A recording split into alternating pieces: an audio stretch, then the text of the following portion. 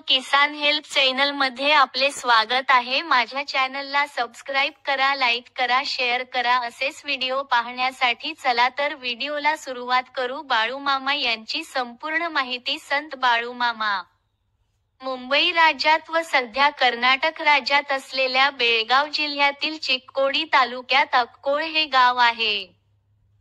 या गावातील श्री मायाप्पा आरभावे व त्यांची पत्नी सत्यव्वा या सात्विक धनगर जोडप्याच्या पोटी बाळूमामांचा जन्म झाला। हा दिवस सोमवार आश्विन शुद्ध द्वादशी शके 1814 दि. 3 ऑक्टोबर 1892 हा होता।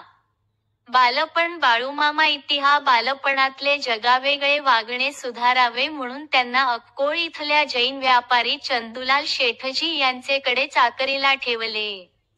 शेठजी कुटुंबियांकडून जेवणाचे ताट बदलण्याचे निमित्त होऊन बहीण गंगूबाई ही याप्पा खिलारे हिच्याकडे मामा राहू लागले। त्यांचे भाचे बाळूमामांना मामा म्हणत असत। तेव्हापासून ते भाच्यांचे मामा आणि जगाचे बाळूमामा झाले। उन्हाळ्याच्या ऐन दुपारी खोल अवघड विहिरीचे पाणी पाजून 2 साधूंना तृप्त केले। साधूंनी बाळूमामांना वाचासिद्धी व कार्यसिद्धीचा आशीर्वाद दिला। बाळूमामांच्या इच्छेविरुद्ध पण आई-वडिलांची आज्ञा पाळण्यासाठी बहीण गंगूबाईची मुलगी सत्यव्वा बरोबर त्यांचा विवाह झाला। दोघेही कुळाचाराप्रमाणे मेंढ्या राखू लागले। फिरता संसार सुरू झाला। बकरी चारत असताना "अरे बाळू, तू गुरु करून घे" अशी आकाशवाणी झाली। तेव्हा बाळूमामांनी ठरवले की मी भुते काढल्याचे पैसे जो कोणी बरोबर सांगेल त्याला मी गुरु करून घेईन। काही दिवसांनी शिवारात फिरत असताना मुळे महाराज भेटले व म्हणाले, "अरे बाळू, भुते काढलेले 120 रुपये मला दे." हे उद्गार ऐकून मामांनी गुरु म्हणून मुळे महाराजांचे पाय धरले।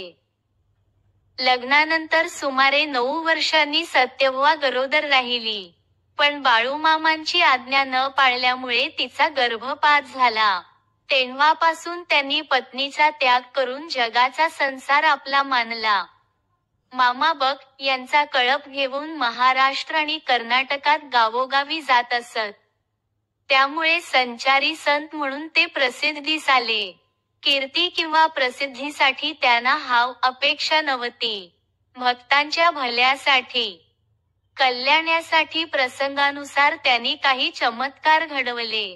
पंचमहाभूतावर त्यांची सत्ता होती। कानडी व मराठी ग्रामीण बोली भाषेत ते सर्वांना न्याय, नीती, धर्माचरणाचा उपदेश करीत असत। प्रसंगी शिव्या देत। त्यांच्या शिव्या म्हणजे आशीर्वादाच्या ओव्याच असत। लहानापासून थोरापर्यंत, गरिबापासून श्रीमंतापर्यंत व अडाण्यापासून विद्वानापर्यंत सर्व थरांतील स्त्री पुरुष त्यांचे भक्त होते व आहेत। शर्ट, धोतर, फेटा, कांबळा, कोल्हापुरी चप्पल हा त्यांचा पेहराव। भाजी भाकरीचा साधा आहार त्यांना आवडे। ऊन, वारा, पाऊस किंवा थंडी असो, बक यांसवे शिवारातच त्यांचा मुक्काम असे।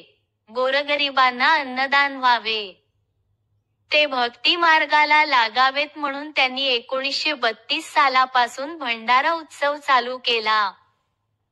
आदमापूर येथे सद्गुरू संत बाळूमामा यांच्या समाधी मंदिराचे दक्षिणाभिमुख सुरेख कोरीव दगडी महाद्वार पाहून प्रत्येक प्रवासी थांबतो, हात पाय धुतो, प्रशस्त सभामंडपात येतो। मंडपाचे रंगकाम, येथील दीपयोजना, टापटीपणी बाळूमामा मार्मिकपणे परिचय करून देणा, या ठसठशीत ओव्या पाहात रमतो। एवढ्यात त्याची नजर समोरील गाभा यात जाते। पूर्ण आकाराची बाळूमामांची प्रसन्न मूर्ती पाहून प्रत्यक्ष पाहिल्याचा आनंद अनुभवतो। नकळत हात जोडले जातात। बाळूमामांच्या उजव्या हाताला मामांचे सद्गुरू परमहंस मुळे महाराज, गारगोटी यांची मूर्ती आहे। मामांच्या डावीकडे श्री विठ्ठल रखुमाईच्या सुंदर मूर्ती असून शेजारी श्री हालसिद्धनाथांची प्रतिमा आहे। गाभा यात मामांच्या देहावर बांधलेली समाधी आहे। त्यावर पादुका आहेत। जवळ खडावाही पूजलेल्या आहेत. समाधीच्या दोन्ही बाजूस फणा काढलेल्या नागांच्या प्रतिकृती आहेत. गाभा या दक्षिण बाजूस मामांच्या निद्रेचा पलंग आहे. संत बाळूमामा सभामंडपात उजव्या बाजूस मामा उपयोगात आणत असलेल्या वस्तूंचा संग्रह प्रदर्शनार्थ ठेवलेला आहे. तसेच मामांच्या विविध प्रसंगातील आकर्षक रंगीत सुंदर फोटोही भक्तांची मन वेधून घेतात. स्नान वगैरे आटोपून पवित्रपणाशिवाय गाभा यात कोणी जात नाही.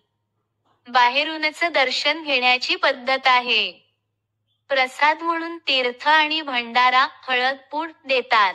विशेष म्हणजे भाविकांच्या कपाळाला भंडारा लावला जातो. येथे दक्षिणा वगैरे काही मागणे जात नाही. मात्र भक्तांनी मामांचा आशीर्वाद मागावा. इच्छेनुसार दान पेटीत टाकावा. भक्तगणांनी आणलेले नारळ, भंडा यासह प्रसाद रूपाने ज्याचे त्याला परत देतात. अर्पण करण्यास काही आणले असल्यास ठेवून घेतात. आपले जेवण आपण घरून आणायचे. मामांना नैवेद्य अर्पण करायचा आणि साष्टांग प्रणाम करून मंदिर प्रदक्षिणा घालायची अशी पद्धत आहे. असंख्य प्रेक्षणीय उपशिखरे, अनेक मूर्त्या यांनी घडवलेले रंगीत भव्य मोठे उंच शिखर पाहात मंदिराच्या प्रदक्षिणा सहज घातल्या जातात. मंदिराच्या दक्षिण बाजूस औदुंबराच्या शांत शीतल छायेत श्री गुरु दत्तात्रयांची मूर्ती असून त्यांचेही दर्शन घेऊन प्रदक्षिणा घालतात.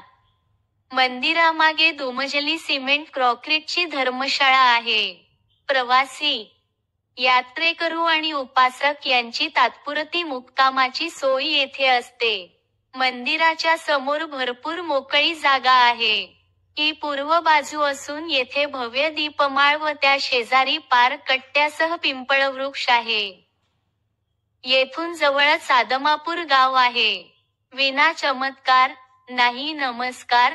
बाळूमामा चमत्कार समाजाला सन्मार्गाला लावायचे झाल्यास तर तामस, राजस आणि सात्विक अशा तिन्ही प्रकारच्या स्वभावांच्या माणसावर प्रभाव पाडावा लागतो.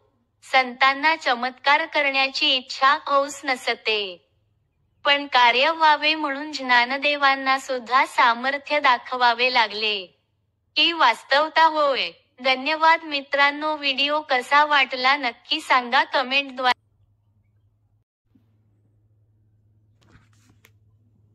मामांच्या सहवासात असणा, याने किंचित खोटेपणा किंवा चोरटेपणा केला तरी त्याची भयंकर फजिती होऊन त्याला पश्चाताप होत असे. आजही मंदिरात किंवा बक यांच्या कळपात गैरवर्तन करणा यांना पदोपदी प्रचिती येत असते. एखाद्या प्रसंगी मामा अस्सल नागरूपही धारण करत. मामांची गोडी चारणारा दादू गवळी अनावधानाने झोपला असता मामांनी त्याला नागरूपात जागे केले. ते स्वतः स्वकष्टाने जीवन जगत होते. याचना हा शब्द त्यांच्या शब्दकोशात नव्हता.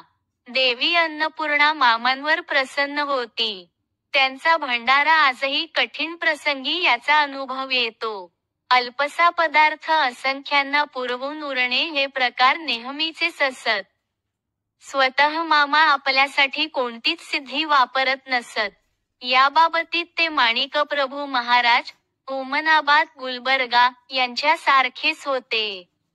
आदर्श कर्मयोगी संन्याशी बाळूमामा स्वच्छ पांढरे धोतर नेसलेले, पूर्ण हातोप्यांचा शर्ट, डोक्याला तांबडा रुमाल, फेटा, पायात कोल्हापुरी कातड्याच्या चपला, मेंढ्या राखण्यासाठी हातात काठी, सुमारे 5.25 फूट उंची, प्रमाणबद्ध बांध्याची शरीरयष्टी, निमगोरा सावळा वर्ण, रेखीव नासिका, प्रमाणबद्ध चेहरा, भव्य कपाळ आणि भेदक दृष्टी असे मामांचे दर्शन असे. पादस्पर्श दर्शन कोणीही घेत नसत, दुरूनच दर्शन घेत. नेहमीच्या सहवासातील लोकही जवळ जाण्याचे धाडस करत नसत. जोंधळ्याची भाकरी, उडदाचे डांगर, मूग, उडदाची आमटी, हरभ याची आंबाड्याची पालेभाजी, वरणा पावट्याची उसळ आणि शेवग्याच्या शेंगाची आमटी हे मामांच्या खास पसंतीचे पदार्थ. योग्याप्रमाणे ते अल्पाहारी होते. संत बाळूमामा कानडी आणि मराठी भाषा उत्तम बोलत. भक्तांशी ते त्यांच्या बोली भाषेत संवाद करत. शिकलेल्या शहरी माणसांशी शहरी भाषेत बोलत. सामान्य धनगराप्रमाणे त्या व्यवसायास आवश्यक ती सर्व कामे ते करत असत. असामान्य विभूती असूनही मामा अगदी साध्या राहणीचे होते. दर एकादशीचा उपवास फक्त द्वादशीला स्नान करून उपवास सोडत. त्यांच्या कपड्यांना कधीही घामाची दुर्गंधी येत नसे. कपडे स्वच्छ धुतल्यासारखे असत. त्यांच्या चपलांना ऐन पावसाळ्यात सुद्धा चिखल लागत नसे. त्यांना भक्तिप्रेमाने चाललेले भजन फार आवडे.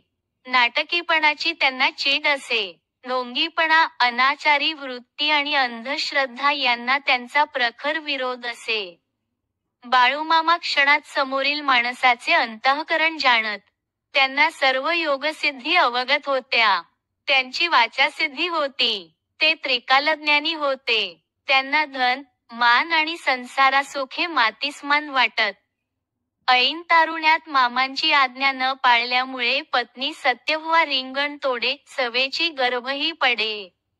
मामांचा वंश कुडे, स्त्रीहट्टापायी. मामा झाले अति क्षीण. टाकले पाणी तथा अन्न. सत्यव्हाशी माघारण, आयुष्यभरी. त्यानंतर मामांनी संसाराचा विचारही केला नाही. जगाचा संसार हाच आपला मानला. आपल्या घराण्याचा धनगरी पेशा सांभाळून, मी आणि माझे अंतरंगातून झाडून संन्याशासारखे तुकोबा व नाथासारखे राहिले. मामांजवळ आपला व परका हा भेद नव्हता. सर्वांना मामा आपलेच आई, बाप वाटत. इतरत्र श्रद्धावान माणसे आपला खरून निघून संतांच्या भेटीसाठी त्यांच्या गावी जात असतात. बाळूमामा धनगर स्वरूपात पुण्यवान गावांच्या रानात शिवारात येत असत. त्यामुळे त्यांचा लाभ फार सुलभपणे होते.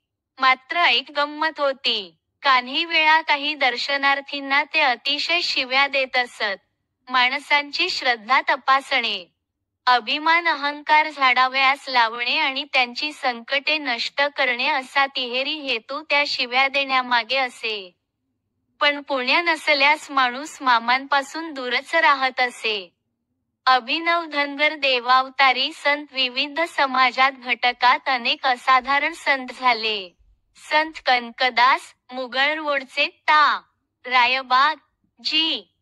बेळगाव, यल्लालिंग महाप्रभू हे धनगर समाजात जन्मले आणि विशेष म्हणजे अत्यंत कष्टमय आणि खडतर जीवनक्रम जगणा, या धनगर समाज घटकात उमामहेश्वरांनी बाळूमामांच्या रूपात जन्म घेतला.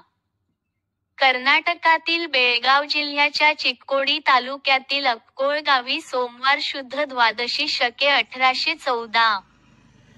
दिनांक 3 ऑक्टोबर 1892 साली दुपारी 4:23 शंकर भगवान स्वतः आपल्या अचिंत्य मायेचा स्वीकार करून एका धनगर कुटुंबात बालक रूपात अवतीर्ण झाले. पावसाळा संपत आलेला. छान उन्हे पडलेली. सृष्टी देवता सुंदर हिरवा शालू नेसून प्रसन्नपणे हसत होती. बळीराजाच्या कष्टाचं सोन झालं होतं. सीमोल्लंघन साजरं करून नवन्न पौर्णिमेस भूमातेची पूजा करण्यासाठी आतुर झाला होता. तो लाखो लोकांच्या जीवनातील दुःखाचा अंधार घालवून त्यांना सुखाचा संसार नि आनंदाचा भक्तिमार्ग दाखविणारा महात्मा प्रकट झाला होता. मायाप्पा एक सतशील धनगर. त्याची पत्नी सत्यव्हा मोठी सुशील आणि भाविक होती. ती विठ्ठलोपासक होती. बालपणी बाळूमामांना कोणी ओळखले नाही. एकांतात दीर्घकाळ राहणे, बाभळीच्या काट्यावर आरामात विश्रांती घेणे, अवदैतवस्था स्वरूपात समाधीत तासनतास डुंबणे, सांकेतिक भाषेत सूचक बोलणे वगैरे त्यांचे प्रकार सामान्यांना अनाकलनीय होते. महापुरुषांना पुण्यवंत प्रेमळ भक्तमंडळीचं थोडेफार ओळखत असतात. बालपणानंतर एका शेटजीच्या घरी नोकरी, नंतर बहिणीच्या सासरी कामावर राहणे, यात काही दिवस गेले. तिच्या घरी असतानाच तिच्या सत्यव्हा नावाच्या कन्येशी मामांचा विवाह करण्यात आला. बळेच आणि अनिच्छेने पडलेली जबाबदारी स्वीकारून बाळूमामा स्वतंत्रपणे मेंढपाळीचा व्यवसाय करू लागले. मंदिरातील उत्सव श्री सद्गुरू बाळूमामांच्या दर्शनाला व सेवेला अहोरात्र माणसे येत असतात.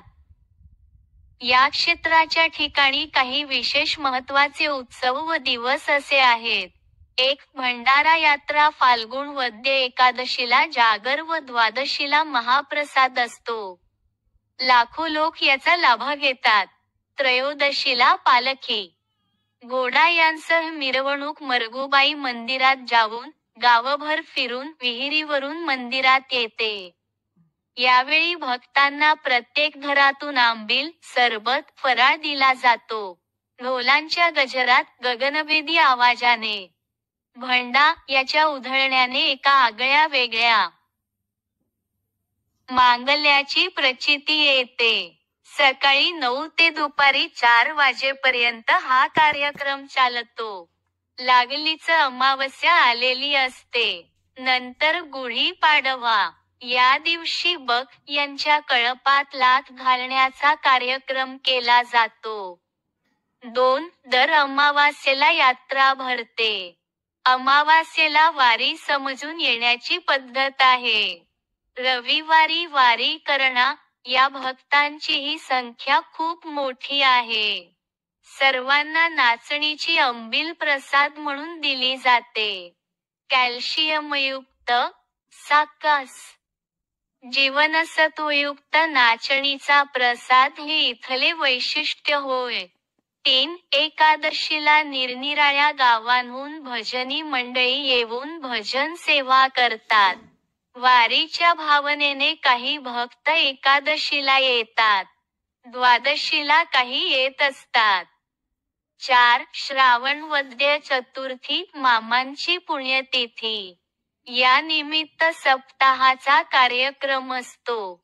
ज्ञानेश्वरी व श्री बाळूमामा विजय ग्रंथाचे पारायण, नामजप, प्रवचन, कीर्तन व रात्री भजनाचे कार्यक्रम असतात. 5. भाद्रपद अमावस्या घटस्थापनेपासून 10 यापर्यंत नवरात्र उपवास करी मंदिरात नामजप, भजन आदी कार्यक्रम करत असतात. 6. आश्विन शुद्ध द्वादशी मामांची जन्मतिथी पहाटे समाधीला अभिषेक होतो. भजन कार्यक्रम असतात. सकाळी 9 वाजल्यापासून महाप्रसाद सुरू असतो. दुपारी 4:23 कीर्तनोत्तर पुष्पवृष्टी होते. 7. आश्विन वद्य द्वादशी गुरुद्वादशी बाळूमामांच्या पंढरपूर वारीची ही तिथी. एकादशी दिवशी भक्तगण पंढरपूर मुक्कामी येतात. द्वादशीला विठ्ठल रखुमाईंना अभिषेक करून प्रसाद भोजनाचा कार्यक्रम होतो. 8. कार्तिक शुद्ध प्रतिपदा दीपावली पाडवा मरगुबाई मंदिराजवळ बक यांची लेंडी म्हणजे लक्ष्मी समजून त्यांची रास करून पूजा केली जाते. यावेळी दूध उतू घालविण्याचा कार्यक्रम केला जातो. बक यांना ओवाळून पूजा करून नंतर बकरी बुजविण्याचा पळविण्याचा कार्यक्रम झाल्यावर महाप्रसाद होतो. इतर ठिकाणी असणा या मामांच्या सर्व बक यात असाच कार्यक्रम केला जातो. 9. मंदिरातील दैनंदिन कार्यक्रम पहाटे 4 नंतर षोडशोपचार पूजा, 5 वाजता आरती, सकाळी भोजनाचा नैवेद्य होतो. संध्याकाळी आरती 7 ते 7:30 वाजता होतो. रात्री पुन्हा नैवेद्य होतो. प्रवचन, कीर्तन, भजन वगैरे कार्यक्रम कधी कधी असतात. 10. मंडप मंदिराच्या दक्षिण व उत्तर बाजूस 105 बाय 55 लांबी रुंदीचा मंडप असून याचे रूफकाम आधुनिक पद्धतीने केले आहे. 11. दर्शन मंडप मंदिराच्या वायव्य बाजूस 100 बाय 100 लांबी रुंदीची 5 मजली इमारत आहे. तळमजल्यावर उपहारगृह व दुकान गाळे आहेत. वरील सर्व मजल्यावर प्रत्येकी 8 हॉल आहेत. संडास बाथरूमची हॉलमध्ये सोय आहे. समाधी संत बाळूमामा वयाच्या 74व्या वर्षी मामा सगुणरूप अदृश्य झाले. समाधीपूर्वी 1-2 वर्षे सूचक शब्दांनी मामा कल्पना देत होते. गूढ वेदांतशास्त्रपर वचने बोलत होते. तथापि बहुतेक सर्वांना स्पष्ट बोध अखेरपर्यंत होऊ शकला नाही. अनेक भक्तांना स्वप्नात तशा प्रकारच्या सूचना त्यांनी दिल्या होत्या. काही जणांना प्रत्यक्ष प्रकट होऊन आपल्या समाधीसंबंधी आवश्यक ते सांगितले होते. अखेर देह ठेवताना मामांनी आपण प्रकाशरूप म्हणजे ब्रह्मरूप झाल्याचा प्रत्यक्ष प्रत्यय मरगुबाईचे मंदिरात त्यावेळी तेथे उपस्थित असलेल्या भक्तांना दिला. परब्रह्माला म्हणजे अनादि देवाला उपनिषदे, वेद, प्रकाशरूप असेच समजतात. श्रावण वद्य चतुर्थी शके 1888 म्हणजे 4 सप्टेंबर 1966 रोजी मामा सगुणरूप सोडून निजधामाला गेले. माननीय अक्षय मंजुळे, खूप चांगली माहिती मिळाली बाळू मामाच्या बद्दल, धन्यवाद. श्री संत सद्गुरू बाळू मामाच्या नावाने चांगभलं. जय बाळू मामा, जय मल्हार. माहित काय चुकली असेल तर माफ करा. कमेंटमध्ये नक्की सांगा. माझ्या चॅनलला सबस्क्राईब केलं नसेल तर सबस्क्राईब करा, लाईक करा, शेअर करा. बोला बोला बाळू मामाच्या नावानं चांगभलं.